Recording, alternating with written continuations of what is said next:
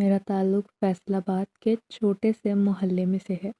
تقریباً 3 سال پہلے ہمارے گھریلو حالات بہت خراب تھے۔ غریبی بھی نہیں، انتہا کی مفلسی طاری تھی۔ گھر میں کھانے کے لیے کچھ نہ تھا۔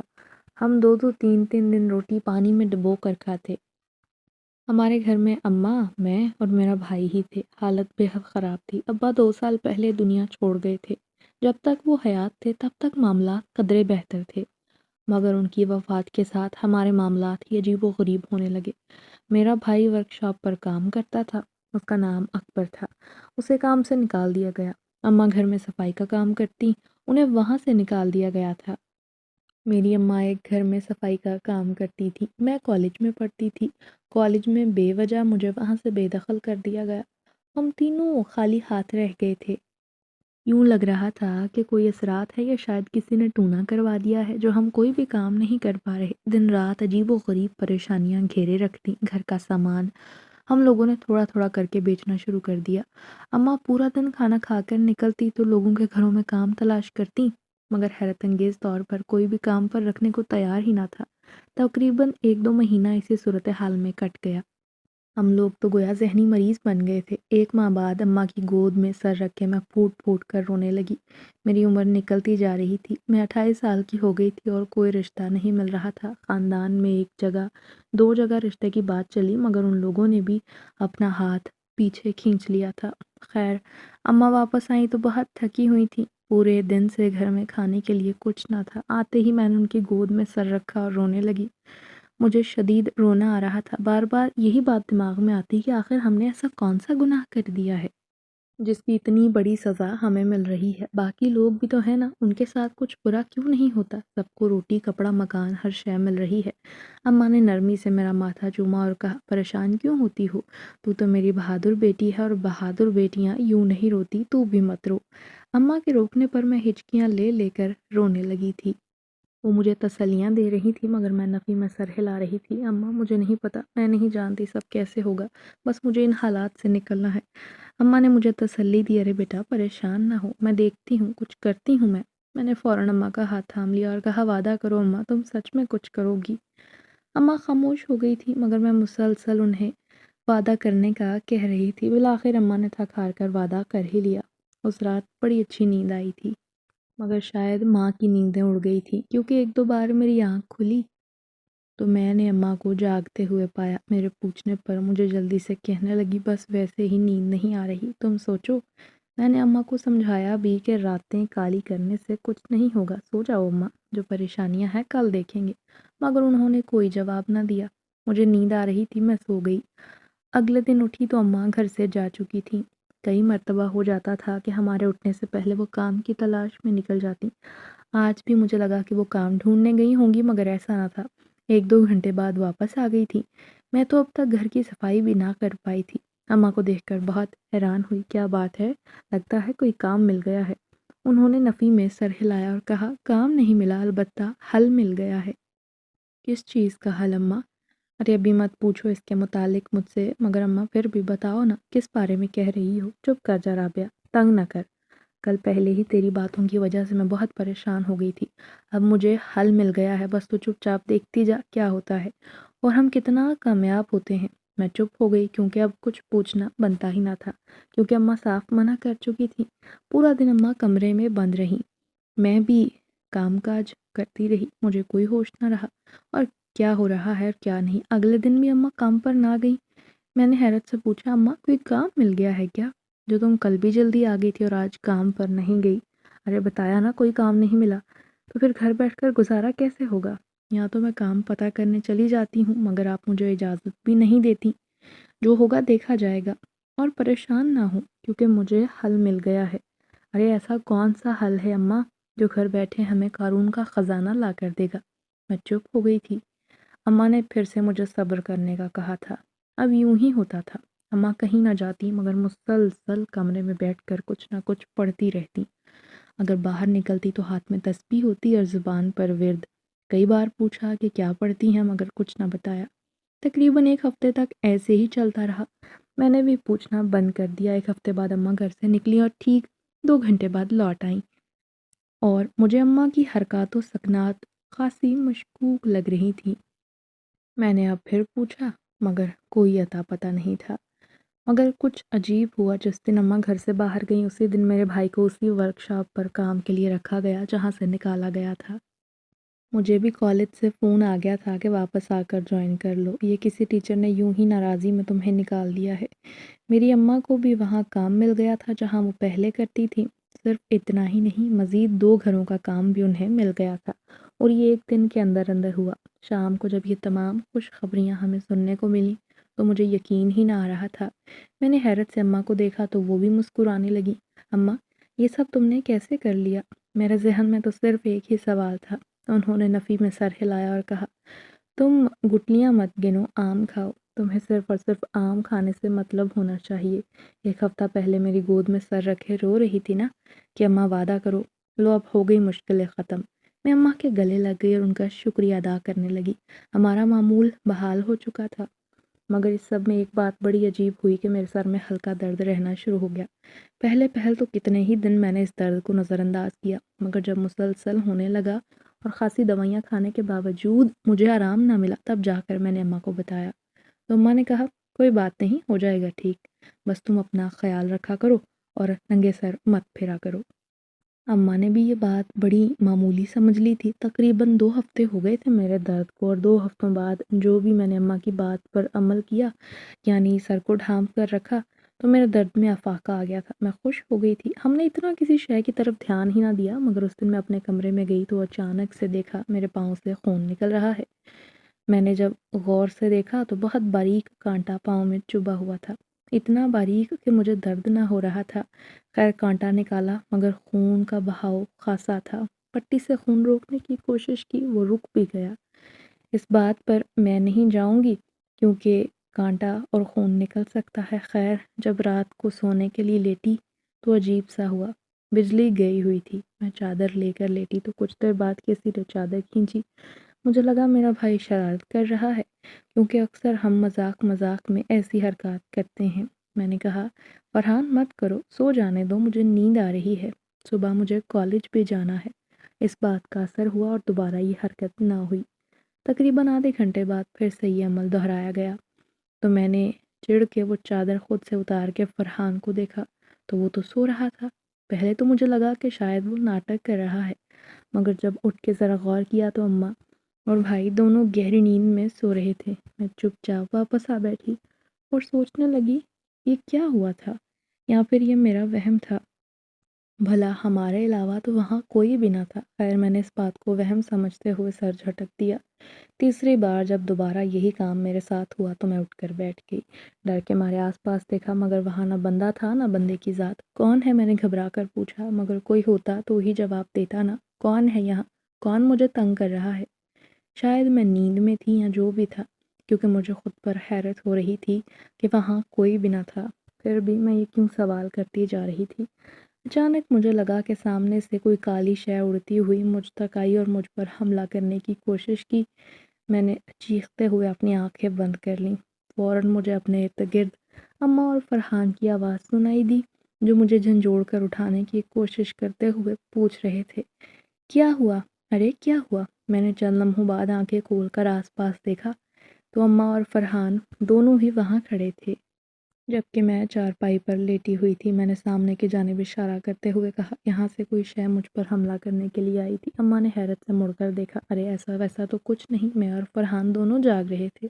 جاگ رہے تھے؟ کیا مطلب؟ میں نے ابھی دیکھا تھا آپ گہری نیند میں سو رہے تھے۔ پہلے کسی نے چادر کھینچی، مجھے لگا فرحان کی حرکت ہے۔ جب میں نے اٹھ کر دیکھا تو یہ گہری نیند میں تھا، اور پھر اچانک کسی نے مجھ پر حملہ کر دیا۔ میری بات پر فرحان کہا لگاتے ہوئے بولا، ارے یقیناً باجی آپ ڈر گئی ہیں، ہم تو دونوں جاگ رہے ہیں، بلکہ آج آپ جلدی سو گئی تھیں۔ اور اماں بھی حیران ہوئی، ارے کیا ہوا ہے؟ میں بھی اسی سے اس بارے میں بات کر رہی تھی کہ آج رابعہ اتنی جلدی کیسے سو گئی۔ خیر ابھی جو منظر میں نے دیکھا وہ کہیں سے بھی ظاہر نہ ہوتا تھا کہ وہ خواب یا وہم ہے۔ میں نے انہیں یقین دلانا چاہا تو اماں نے تسلی دی کہ تم بلا وجہ وہم کرتی رہتی ہو، لیٹ جاؤ یہاں، میں تم پر آیت الکرسی پڑھ کے پھونک دیتی ہوں، پھر تمہیں ڈر نہیں لگے گا۔ کبھی کبھار جب ہم لوگ بہت زیادہ تھکے ہوتے ہیں تو پھر عجیب و غریب خواب بھی آتے ہیں۔ ویسے بھی آج کل تم نے کالج جانا شروع کیا ہے تو یقیناً تھکاوٹ ہو جاتی ہے، اور ویسے بھی تمہاری کون سا نیند پوری ہوتی ہے۔ اماں نے میرے لیٹنے کے بعد ہلکے ہاتھوں سے سر دبانا شروع کر دیا تھا اور آیت الکرسی پڑھ کر مجھ پر بھونکنے لگی، جس سے مجھے یوں لگا کہ میرے اندر سے کچھ اچانک باہر نکل گیا ہے اور میں پرسکون ہو کر آنکھیں بند کر کے لیٹ گئی تھی۔ بہت جلد مجھے نیند بھی آ گئی۔ رات وقفے وقفے سے میری آنکھ کھلتی رہی۔ اگلی صبح اٹھی تو اماں اور بھائی دونوں جاگے ہوئے تھے اور مجھے عجیب نگاہوں سے دیکھ رہے تھے۔ میں نے حیرت سے پوچھا کیا بات ہے، مگر انہوں نے نفی میں سر ہلایا کہ کوئی بات نہیں۔ ارے کوئی تو بات ہے، بتائیں نا، آپ مجھے ایسے کیوں دیکھ رہے ہیں؟ اماں نے نرمی سے کہا، بیٹا رات کو تم نیند میں عجیب آدمیوں کی طرح آوازیں نکال رہی تھی۔ میں نے حیرت سے اپنی اماں کو دیکھ کر پوچھا، نہیں اماں، آپ کو غلط فہمی ہوئی ہے؟ مگر وہ پر یقین لہجے میں بولی، بتا رہی ہوں نا، رات کو تم مردانہ آواز میں باتیں کر رہی تھی۔ اچھا بتائیے پھر کیا بول رہی تھی میں؟ تو انہوں نے کندھے اچکا دیے، اب یہ سب تو مجھے یاد نہیں۔ صبح تک مجھے ویسے بھی کچھ یاد نہیں رہتا، مگر اتنا ضرور یاد ہے کیونکہ مجھے بہت حیرانی ہوئی تھی، تمہارا لب و لہجہ بہت عجیب تھا۔ میں نے اس بات پر اتنا دھیان نہ دیا اور کہا شاید میں رات کو بری طرح سے ڈر گئی تھی تو اس کا ہی اثر ہوگا۔ اماں نے کہا ہاں ممکن ہے ایسا ہی ہو، ہم لوگ کام کاج میں مگن ہو گئے۔ بے شک میرے بھائی کا کام بحال ہو گیا تھا، مگر گھر میں کھانا اب تک نہیں آیا تھا۔ آج تھوڑا بہت جو بھائی ورک شاپ سے لے آتا تو شام کو گھر میں سالن بن جاتا۔ اماں تو مہینے بعد ہی اماں کو تنخواہ ملنے والی تھی۔ میں نے وہیں بیٹھے بیٹھے پوچھا آج کیا بنانا ہے؟ اماں نے مجھے دیکھا اور کہا، ابھی پکاؤ گی؟ جا کے گھر میں کچھ ہو تو پکاؤ گی نا، شام کو جب فرحان دہاڑی لے کر آئے گا تو ہی کچھ پکا سکیں گے۔ ارے ہاں میں تو بھول ہی گئی اماں، مگر مجھے بہت بھوک لگی ہے۔ میں نے سوچا اب کھانا تو شام کو کھاؤں گی، کم سے کم روٹی بنا کر پانی کے ساتھ کھا لوں۔ یہ سوچ کر اندر آئی اور روٹی بنانے کے لیے آٹے والا صندوق کھولا تو دیکھا اندر چاولوں کا شاپر پڑا تھا۔ صرف اکیلے چاول نہیں بلکہ چاول بنانے والا باقی سامان بھی موجود تھا۔ میں بہت حیران ہوئی اور فوراً اماں کے پاس آئی اور کہا اماں یہ چاول کون لایا ہے؟ اگر آ ہی گئے تھے تو مجھے بتا دیتی، جانتی ہیں میں کتنی بھوکی تھی۔ ارے یہ تو میں دیکھے ہی نہیں، کون لایا ہے؟ کہیں فرحان تو نہیں لایا؟ جو بھی ہے فرحان کو آتے ہوئے شام ہو جائے گی، وہی لایا ہوگا نا، ہمیں کیا پتا، میں چاول بنانے لگی ہوں۔ اماں نے مجھے منع کرنا چاہا کہ رک جاؤ، ایک بار فرحان کو فون کر کے پوچھ لوں، ورنہ کبھی ہمارے گھر میں یوں سودا مکمل لوازمات کے ساتھ نہیں آیا۔ میں نے اماں کی بات کو رد کرتے ہوئے کہا مجھے بھوک لگی ہے، میں کھانے لگی ہوں، آپ نے کھانے ہوئے تو کھا لیجیے گا ورنہ دیکھی جائے گی۔ یہ کہہ کر میں چاول بنانے بیٹھ گئی۔ اماں نے مجھے ایک دو بار پھر سے منع کیا، مگر مجھے چاولوں کے علاوہ کچھ دکھائی نہ دے رہا تھا۔ چاول پکاتے پکاتے میری بھوک مزید بڑھ گئی تھی۔ چاول بہت اچھے تھے، سامان میں ہر شے اعلیٰ معیار کی تھی، اتنی اعلیٰ معیار کی کہ چاول بناتے ہوئے خوشبوئیں دور دور تک جا رہی تھیں۔ چاول بنانے کے بعد ہم لوگوں نے پیٹ بھر کر کھائے۔ اب کی بار اماں نے کوئی اصرار نہ کیا تھا۔ یوں ہی باقی کا دن بھی گزر گیا۔ ہم اپنے کمرے میں تھے اور میں اپنے کاموں میں مگن تھی۔ اماں باہر آئیں اور بولی گھر میں کوئی آیا ہے کیا؟ میں کمرے میں صفائی وغیرہ کر رہی تھی۔ نہیں اماں، کیسی بات کر رہی ہیں؟ آپ جانتی ہیں نا ہمارے گھر میں کوئی نہیں آتا، بلکہ اگر ہم کسی کو بلائیں تو بھی نہیں آتا، اور محلے دار تو ہمیں ادھار تک نہیں دیتے، پھر کون ہمارے گھر آئے گا؟ اماں بہت پریشان لگ رہی تھی۔ کیا ہوا ہے اماں، کھل کر بتائیں۔ رابعہ، مجھے لگتا ہے ہمارے گھر میں کوئی مرد آیا ہے۔ ابھی تم باقی کمروں میں آ کر میرے ساتھ دیکھو۔ میں چپ ہو گئی کیونکہ میں جانتی تھی اگر اماں کے دل میں ایک بار شک بیٹھ گیا تو مشکل سے نکلتا ہے۔ بہرحال ہم نے پورا گھر چھان لیا، وہاں کوئی نہ تھا۔ دیکھیے اماں، آپ کو وہم ہوا ہوگا، دیکھ لیا نا آپ نے، کوئی نہیں آیا۔ انہوں نے نفی میں سر ہلایا۔ نہیں، میں جانتی ہوں کہ کوئی آیا ہے۔ ادھر دروازے کے پاس کھڑی تھی کمرے میں، تبھی کوئی کالے لباس میں بھاگتا ہوا ادھر تمہارے کمرے کی جانب آیا۔ آپ بھی تو میرے کمرے میں آ گئی ہیں، خود دیکھ لیں اگر آپ کو لگتا ہے میں کسی کو چھپا رہی ہوں۔ ارے میں نہیں چاہتی کہ میں تمہارا دل دکھاؤں بیٹی، بس جو دل میں ہے وہ بتا رہی ہوں۔ شاید مجھے ہی وہم ہوا ہو، بالکل ایسا ہی ہوگا، اور اگر کوئی آیا ہوتا تو آپ کے سامنے آپ کو یہاں دکھائی دیتا۔ ابھی ہم دونوں ماں بیٹی اسی بارے میں بات کر رہی تھیں کہ اچانک کوئی ہوا کی طرح تیز رفتار میں وہاں سے بھاگا۔ اب کی بار ماں بیٹی ہم دونوں چونک گئے۔ دیکھا تم نے رابعہ؟ ہاں اماں، مجھے بھی محسوس ہوا۔ کیا دیکھا؟ یہاں کالے لباس والا کوئی شخص بھاگ کر گیا ہے۔ ہاں اماں، میں نے بھی دیکھا۔ ہم دونوں پر خوف طاری ہو گیا۔ وہ کالے لباس والا انسان یا جو بھی شے تھی وہ چلا گیا تھا۔ اماں مجھے ڈر لگ رہا ہے۔ اماں نے زیر لب کچھ پڑھنا شروع کر دیا اور پھر آس پاس چاروں طرف پھونک کر بولی، جب بھی تمہیں ڈر لگے آیت الکرسی پڑھ لیا کرو، اس سے ڈر نہیں لگے گا۔ ہاں، مگر اب پھر اکیلے بیٹھنے کا جی نہیں چاہ رہا تھا۔ کچھ نہیں ہوتا بیٹا، ڈرنے کی ضرورت نہیں۔ ہو سکتا ہے کسی شے کا یہاں سے گزر ہو رہا ہو اور اچانک ہماری نظر پڑ گئی ہو۔ ہمیں ان باتوں کی طرف دھیان نہیں دینا چاہیے۔ اماں نے مجھے تسلی دی، مگر میرا دل مسلسل ان کی بات کی نفی کر رہا تھا۔ بہرحال اماں کی بات مانتے ہوئے مجھے خاموش ہونا پڑا۔ شام کو فرحان تھکا ہارا آیا، نرمی سے بولا، اماں معاف کر دیں، آج ورکشاپ پر کام ہی نہیں آیا تو مالک نے پیسے نہیں دیے۔ ہم لوگوں نے اس کی بات پر بالکل دھیان نہیں دیا۔ میں نے پھر پوچھا، کوئی بات نہیں، چاول بنے پڑے ہیں، کھاؤ گے؟ وہ خوش ہو کر بولا، لو، کسی اور شے کی فرمائش کرتا تو شاید بن جاتی۔ میں نے مسکرا کر کہا، زیادہ بننے کی ضرورت نہیں۔ تمہیں نہیں پتا تھا کہ آج چاول بنیں گے؟ ارے نہیں، مجھے کیسے پتا ہوگا؟ دیکھ لیا اماں، یہ جان بوجھ کر اب جھوٹ بول رہا ہے۔ مجھے لگتا ہے یہی جھوٹ بولنے کی وجہ سے ہمارے گھر میں برکت ختم ہو گئی۔ اماں مسکراتے ہوئے ہماری نوک جھونک دیکھ رہی تھی۔ ارے کیوں تنگ کرتی ہے رابعہ بھائی کو؟ تھکا آیا ہے، جا کر کھانا لا کر دے۔ بہرحال اماں پہلے اس سے کہیں اپنا جھوٹ مانے۔ فرحان نے حیرت سے مجھے دیکھا۔ باجی آپ کون سے جھوٹ کی بات کر رہی ہیں؟ خدا کا نام ہے مجھے بخش دیں، میں نے کوئی جھوٹ نہیں بولا۔ اچھا پھر بتاؤ یہ چاول کہاں سے آئے؟ اگر تمہیں پتہ ہی نہیں کہ آج گھر میں چاول بننے ہیں۔ وہ مجھ سے زیادہ حیران ہوا۔ اب مجھے کیا پتا کہاں سے آئے ہیں اماں، کیا ہو گیا ہے باجی کو؟ عجیب و غریب باتیں کر رہی ہیں۔ اچھا یہ چاول تم نہیں لائے؟ ارے میں کہاں سے لاؤں گا چاول، بلکہ میرے پاس تو نہ کل پیسے تھے اور نہ آج، جو تھے ان کی میں سبزی لے آیا تھا گھر میں، اور مجھے تو آج 1 روپیہ بھی نہیں ملا۔ میں نے اور اماں نے چونک کر ایک دوسرے کو دیکھا۔ کیا فرحان تم سچ بول رہے ہو؟ ارے ہاں اماں، میں بالکل ٹھیک کہہ رہا ہوں۔ بھلا آپ لوگوں کو اطلاع کیے بغیر کوئی شے گھر میں کیوں لاؤں گا؟ شاید اماں لے آئی ہوں۔ اماں نے بھی نفی میں سر ہلایا۔ چاول جو بنے پڑے تھے وہ الگ تھے، مگر جو مسالہ جات بچے تھے وہ میں نے اسے دکھائے اور کہا، یہ دیکھو پورا شاپر ادھر آٹے والے صندوق میں موجود تھا۔ مجھے لگا تم لے کر آئے ہو۔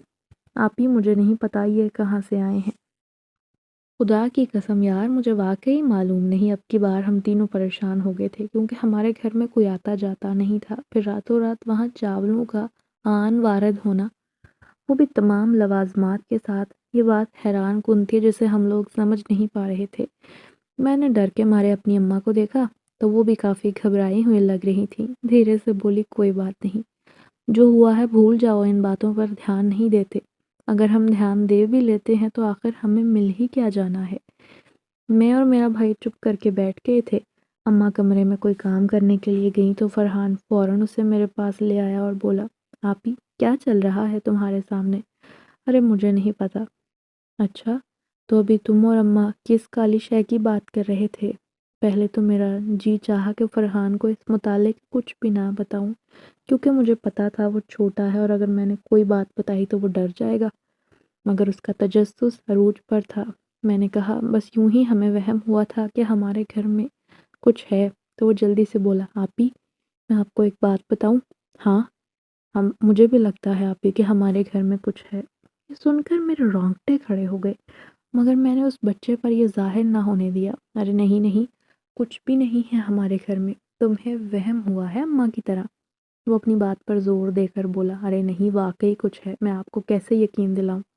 کیسے یقین دلاؤ بھلا؟ جو کچھ تم نے دیکھا ہے۔ وہ چپ کر گیا، وہ مجھے عجیب نظروں سے دیکھنے لگا۔ ارے اب کیا ہوا؟ مجھے پتا تھا میرے بھائی تم جھوٹ بول رہے ہو، بلا وجہ مجھے ڈرانے کی کوشش کر رہے ہو۔ جاؤ اٹھ کر چاول کھا لو جہاں سے بھی آئے ہیں، تم تو اپنا پیٹ بھرو نا۔ وہ مسلسل مجھے دیکھتا رہا، اب تو مجھے اس سے خوف آنے لگا تھا۔ ارے فرحان، تم سے بات کر رہی ہوں، ایسے کیوں دیکھتے جا رہے ہو؟ وہ دھیرے سے میرے قریب آیا اور بولا، باجی میں نے بھی کالی شے کو دیکھا ہے، اس کا قد بہت لمبا ہے۔ کہاں دیکھا ہے؟ ارے بتاؤ نا، کہاں دیکھا ہے؟ وہ خاموش ہو گیا تھا۔ ایک تو تم آدھی بات کر کے بھاگ جاتے ہو۔ میں نے وہ کالی شے تمہارے پیچھے دیکھی ہے۔ یہ بات سن کر میری رہی سہی ہمت ختم ہو گئی، میرے اوزان قطع ہو گئے اور میں بے تحاشا خوفزدہ ہو گئی تھی۔ مڑ کر دیکھا مگر وہاں کوئی نہ تھا۔ تم خواہ مجھے ڈرانے کی کوشش کر رہے ہو، دیکھو تو میرے پیچھے کچھ نہیں ہے۔ اب تم نے مجھے ڈرانا چاہا تو میں اماں کو تمہاری شکایت لگا دوں گی۔ آپ ہی میں سچ کہہ رہا ہوں، فی الحال تو آپ کے پیچھے کچھ نہیں، مگر اگر ایک دو بار پہلے مجھے شک ہوا تھا جیسے تمہارے پیچھے کوئی ہے۔ 4-5 دنوں کی بات ہے جب میں نے دوبارہ غور سے دیکھا، مگر تب تک وہاں کچھ بھی نہ تھا۔ مجھے ایک بار تو شاید لگا کہ میرا وہم ہے، مگر جب 2-3 بار میں نے یہی دیکھا تو پھر میں نے اس بات کو چھوڑ دیا اور آپ کو نہیں بتایا کہ آپ پریشان ہو جائیں گی۔ وہ بتا رہا تھا جب کہ میری سٹی بٹی گم ہو چکی تھی۔ فرحان، میرے بھائی، یہ کیا بول رہے ہو؟ وہ نرمی سے آگے بڑھا اور مجھے گلے لگاتا ہوا بولا، باجی پریشان نہ ہو، سب ٹھیک ہو جائے گا۔ ابھی وہ مجھے تسلی دے رہا تھا جب اماں چیختے ہوئے کمرے سے نکلی۔ کیا ہوا ہے اماں؟ ہم دونوں بہن بھائی بہت زیادہ ڈر چکے تھے۔ ہم نے ڈرتے ہوئے پوچھا تو وہ گھبرا کر بولی، کمرے میں کچھ ہے۔ کیا ہوا اماں؟ آپ تو ابھی بالکل ٹھیک ٹھاک کمرے میں گئی تھی، پھر کمرے میں کیا ہو گیا؟ ہم کمرے میں جانے لگے تو اماں نے منع کر دیا، تم لوگ وہاں نہیں جاؤ گے، جبکہ میرا اصرار تھا ایک بار ہم دیکھے تو صحیح، کہیں کوئی چور و چکا نہ ہو۔ میں نے کہہ دیا نا، نہیں جاؤ گے کمرے میں، وہ کمرہ محفوظ نہیں ہے۔ مگر ہوا کیا اماں؟ میں نے چڑ کر پوچھا، کیونکہ مجھے الجھن ہو رہی تھی۔ نہ تو اماں کمرے میں جانے دے رہی تھی نہ بتا رہی تھی۔ میری بات سن کر وہ ڈرتے ہوئے بولی، وہاں وہی کالی شے ہے جو ہم لوگوں نے باہر صحن میں دیکھی تھی۔ یہ بات سن کر میرے رونگٹے کھڑے ہو گئے تھے اور جو میرے قدم اندر جانے کو بےتاب تھے وہ وہیں جم گئے تھے۔ فرحان ہم دونوں کے منع کرنے کے باوجود اندر چلا گیا تھا۔ میرا بس نہیں چل رہا تھا کہ اسے کھینچ کر باہر لے آؤں۔ تھوڑی دیر بعد ہم بھی اس کے پیچھے پیچھے کمرے میں گئے، مگر کمرے میں آتے ہی ہم نے عجیب و غریب نظارہ دیکھا۔ فرحان زمین پر بے ہوش ہوا پڑا تھا۔ ہم نے اسے اٹھایا اور باہر لے آئے۔ اب کمرے میں کوئی بھی نہ تھا۔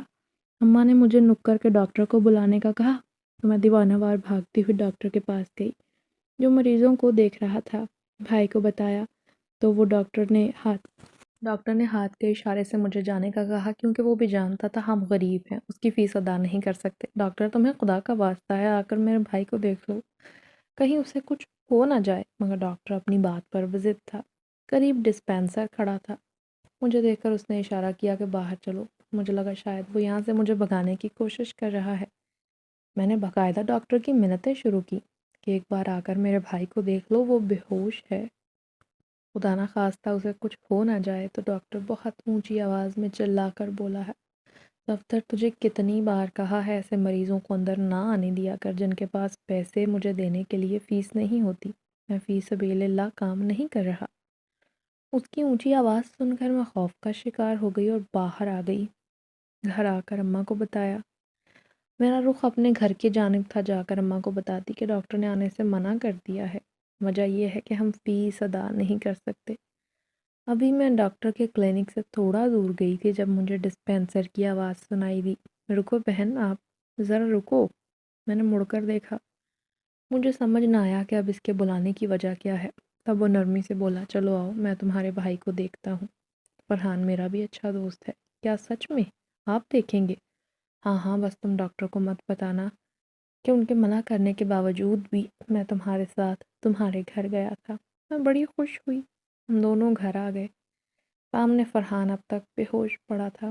اس نے آ کر نبض دیکھی تو ہمیں مطمئن کرتے ہوئے بولا، فرحان بالکل ٹھیک ہے، بس بے ہوش ہوا ہے، شاید یہ کسی صدمے کا شکار ہے یا پھر اسے کوئی جھٹکا لگا ہے جیسے کوئی بجلی وغیرہ۔ اب تو یہ ہوش میں آئے گا تو ہی پتہ چلے گا کہ کیا وجہ ہے۔ کیا آپ لوگوں کو کوئی اندازہ ہے کہ اس کے ساتھ کیا ہوا؟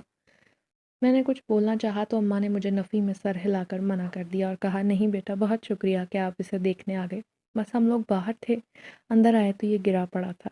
بہرحال اس نے کہا، دوائی کی کوئی ضرورت نہیں، یہ بالکل ٹھیک ہے، اٹھے تو دودھ گرم کر کے پلا دیجیے گا۔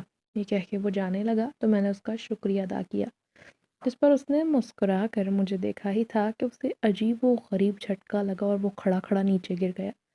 اماں بھی صحن میں کھڑی تھی، بھاگ کر صفدر ڈسپینسر کے پاس آئیں، مگر وہ زمین پر پڑا عجیب و غریب طرح سے اچھل رہا تھا۔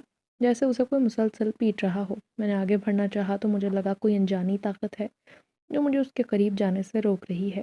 میں نے پھر بھی بھرپور کوشش کی تو ایک زوردار دھکا مجھے لگا اور میں سنبھل نہ پائی اور میرا سر پچھلی دیوار کے ساتھ جا ٹکرایا اور سر سے خون بہنے لگا۔ اماں بھاگ کر میرے پاس آئیں مگر خون نکلنے کے باوجود میں بے ہوش نہ ہوئی تھی۔ اماں بہت پریشان ہو چکی تھی، کبھی وہ میری طرف آتی تو کبھی ڈسپینسر کی طرف۔ انہیں سمجھ نہیں آ رہا تھا کہ وہ کس کو سنبھالیں۔ بالآخر انہوں نے مجھے آگے بڑھ کے چارپائی پر لٹا دیا۔ ڈسپینسر کی حالت خاصی خراب تھی، وہ بھی اچھلتا جا رہا تھا گویا کوئی اس کے پیٹ میں بری طرح ٹھوکریں لگا رہا ہو۔ میں نے چلا کر کہا، کون ہو تم اور کیوں ہمیں ستا رہے ہو؟ چھوڑ دو ہمیں، خدا کا واسطہ ہے۔ یہ کہتے ہی صفدر بے ہوش ہو گیا اور اس کے باوجود میں جتنی بھی اچھل کود کر رہی تھی وہ ختم ہو گئی اور اماں پریشان ہو گئی کہ اب ہمیں کیا کرنا چاہیے۔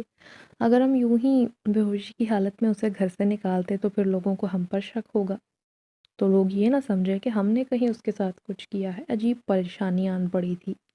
میرے سر سے بھی خون نکل رہا تھا مگر ہاں یہ تھا کہ درد نہ ہو رہی تھی اور نہ میں بے ہوش ہوئی تھی۔ میں نے دوپٹے کا پلو پاڑ کے سر پر باندھا۔ اب ہم دونوں صفدر کے سرہانے بیٹھے سوچ رہی تھی کہ آگے کیا کرنا چاہیے۔ اچانک تیز ہوا کا جھونکا آیا، ابھی ہم لوگ سنبھل بھی نہ پائے تھے، اتنا تیز جھونکا کہ دروازہ کھلا اور صفدر ہوا میں اڑتا باہر چلا گیا۔ یہ سب کچھ لمحوں میں ہوا۔ ایک لمحے بعد ہم نے دیکھا تو جہاں صفدر لیٹا تھا وہ جگہ خالی تھی، یعنی ہماری پریشانی حل ہو چکی تھی۔ یہ جو ایک لمحے کا جھونکا تھا بہت شدید تھا، یوں لگا طوفان آ گیا ہے۔ گلی میں جھانک کر دیکھا تو دور دور تک صفدر دکھائی نہ دیا۔ ہم لوگوں نے واپس آ کر کنڈی لگائی اور فرحان کے پاس بیٹھ گئے۔ اماں بہت پریشانی ہے، یہ سب کیا ہو رہا ہے؟ اچھا نا، چپ کرو، رونے کی ضرورت نہیں، ہم لوگ یہیں بیٹھیں گے، اب ہم تینوں اکٹھے رہیں گے، کوئی دور نہیں جائے گا۔ اماں تاکید کر رہی تھی جب فرحان کی آنکھ کھلی اور وہ دوڑ کر اماں کی گود میں چھپتے ہوئے بولا، اماں کمرے میں کچھ ہے۔ وہاں وہ شخص کالا لباس پہن کر کھڑا تھا اور غصے میں دیکھتے ہوئے کہہ رہا تھا، اپنی بہن کو مجھے دے دے۔ کیا؟ اماں کی آنکھیں حیرت سے مکمل طور پر کھل گئیں۔ چپ ہو جاؤ فرحان، یہ بات آئندہ مت کہنا۔ کیا مطلب فرحان؟ کیا ہوا تھا؟ مجھے دوبارہ بتاؤ۔ مگر اماں نے کہا، جب میں منع کر چکی ہوں تو تمہیں ان باتوں کو نہیں پوچھنا چاہیے۔ ہمیں وہیں بیٹھے بیٹھے رات ہو گئی، کسی کا بھی کمرے کے اندر جانے کا حوصلہ نہ ہو رہا تھا، حالانکہ بھوک سے ہم بے حال تھے۔ ہم نے تو پھر بھی چاول کھا رکھے تھے مگر فرحان بھوکا تھا، وہ یکدم رونے لگا تو اماں نے کہا، جاؤ بھائی کو چاول لا کر دو۔ میں نے ان دونوں کو کہا کہ میرے ساتھ آؤ مگر دونوں اٹھنے سے انکاری تھے۔ بہرحال میں اندر گئی تو سب کچھ ٹھیک تھا۔ میں نے چاول پلیٹ میں نکالے ہی تھے کہ مجھے سرگوشی سنائی دی، مگر سرگوشی بہت ہلکی تھی۔ میں اتنا سمجھ پائی جیسے کوئی نرمی سے کہنا چاہتا ہو کہ میں تمہیں پسند کرتا ہوں۔ پسند کیا، میں تو تمہارا دیوانہ ہو گیا ہوں اور ہمیشہ کے لیے تمہارا ساتھ چاہتا ہوں۔ بہتر ہوگا تم بھی مجھے قبول کر لو، مگر تم نے مجھے قبول نہ کیا تو میں سب کو تباہ و برباد کر کے رکھ دوں گا۔ میں نے گھبرا کر دیکھا، وہاں کوئی نہ تھا۔ اٹھ کر بھاگنا چاہا مگر قدم انکاری ہو گئے۔ اماں کو بلانا چاہا مگر آواز حلق میں اٹک گئی۔ تبھی سرگوشی گونجی، کیوں دور جاتی ہو مجھ سے؟ میں تو تمہیں پسند کرتا ہوں، میں بہت نرمی سے، بڑی نزاکت سے تمہیں تمام عمر اپنے ساتھ رکھنا چاہتا ہوں۔ ان انسانوں میں رہ کر تم کیا کرو گی؟ یہ تو بڑے دغاباز ہیں، دیکھ لیا نا انجام۔ تم نے ایک ڈاکٹر کو بلانے گئی مگر وہ تمہارے بھائی کا علاج کرنے نہیں آیا کیونکہ تمہارے پاس پیسے نہیں تھے۔ میری بات مان لو، اگر تم میری بات مان جاتی ہو رابعہ تو دیکھنا تمہیں دولت میں تول دوں گا، یہ گھر گھر نہیں محل بن جائے گا۔ لیکن اگر تم اپنی چاہت سے میرے پاس نہ آئی یا مجھے قبول نہ کیا تو مجھے زبردستی تمہیں اپنا بنانا پڑے گا، کیونکہ میں تم سے محبت نہیں کرنے لگا ہوں اور میں تمہیں ہرگز تکلیف نہیں دینا چاہتا۔ اچھے سے سوچ لو، تمہیں 2 دن کا وقت دیے دیتا ہوں۔ یہ بات سنتے ہی اس کی آواز آنا بند ہو گئی۔ میں نے آؤ دیکھا نہ تاؤ، فوراً باہر کو دوڑی۔ جسم پہلے کام نہیں کر رہا تھا، آواز کانپ رہی تھی۔ چاول کی پلیٹ بھائی کے سامنے رکھی اور اماں سے کہا، مجھے یہاں نہیں رہنا، چلو یہاں سے۔ کیا ہوا؟ اماں حیران ہوئی کیونکہ ابھی میں باہر جاتے ہوئے تو بالکل ٹھیک تھی۔ 1 منٹ صبر کر لے، یہ پانی پی لے۔ اماں نے بوتل میرے سامنے کی، پھر نرمی سے پوچھا، اب بتاؤ کیا ہوا؟ کیوں اتنا ڈری ہوئی ہو میری بچی؟ کیوں گھبرائی ہو؟ میں نے دھیرے دھیرے کر کے اماں کو پوری بات بتا دی، جو سننے کے بعد وہ بہت پریشان ہو گئی تھی۔ اچھا ٹھیک ہے، ہم کچھ کرتے ہیں، مجھے بھی لگ رہا ہے کوئی نہ کوئی اثر ہو گیا ہے۔ میں نے حیرت سے پوچھا، اماں پہلے تو تم کہہ رہی تھی کہ کچھ بھی نہیں، سب کچھ ٹھیک ہے۔ ہاں بیٹی، یہ میری ہی غلطی ہے جس کا بھگتنا ہم سب کو بھگتنا پڑ رہا ہے۔ اماں جو بھی بات ہے کھل کر بتا دو۔ ارے بچی، جس دن تم میری گود میں سر رکھے رو رہی تھی، مجھے اس دن اپنا آپ بڑا بے بس لگا۔ پوری رات مجھے نیند نہ آئی، یہی سوچ کے کہ ایک ماں ہونے کے باوجود میں اپنے بچوں کو اتنی بھوک اور فاقوں میں کیسے دیکھنا برداشت کر سکتی ہوں۔ تو میرا جی چاہا میں خود کو ختم کر لوں، مگر خود کو ختم کرنے کا بھی کوئی فائدہ نہیں تھا۔ اگلے دن میں کام کی تلاش میں جلدی ہی نکل گئی۔ ابھی کام کے لیے جا رہی تھی تو شاید اللہ نے میرے لیے پہلے ہی راستہ بنا دیا۔ وہاں ایک بابا بیٹھا تھا۔ میں نے بنا کچھ سوچے سمجھے اس سے کہا کہ تم میرے لیے دعا کرو۔ پہلے تو اس نے مجھے گھورا پھر ایک وظیفہ بتایا اور کہا اسے پڑھو، مگر پڑھنے سے پہلے گھر کا حصار کر لینا۔ اس نے یہی کہا کہ تمہارے عزیزوں میں سے کسی نے تم پر کوئی بندش کر رکھی ہے، مگر یہ جو وظیفہ بتا رہا ہوں بندش ختم ہو جائے گی، مگر ایک بات کا دھیان رکھنا، اگر تم نے حصار کیے بغیر وظیفہ شروع کر دیا تو تمہارے لیے مشکلات ہو سکتی ہیں۔ میں نے اس وقت تو نہ پوچھا کہ کون سی مشکلات اور کون سی نہیں، اور پھر گھر آ کر وظیفہ شروع کر دیا۔ حصار تو میں نے کر لیا تھا، مگر مجھے یہ معلوم نہ تھا کہ ہر روز حصار کرنا ہے۔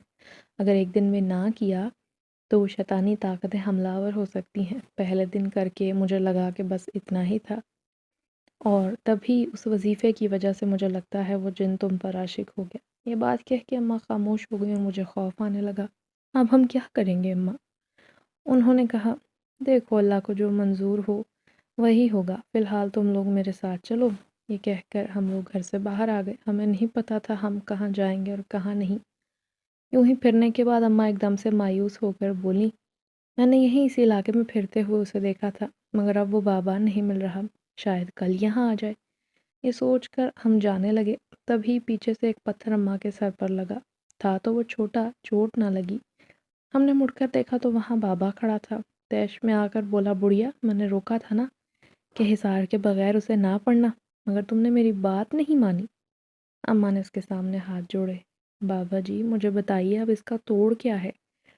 پھر اس بابے نے کہا، ایک اور وظیفہ ہے جو اس نے بتایا، اور ہم نے مل کر وہ وظیفہ کیا تو تقریباً 15-20 دن کے اندر اندر ہمارے گھر میں جتنے اثرات تھے وہ ختم ہو گئے۔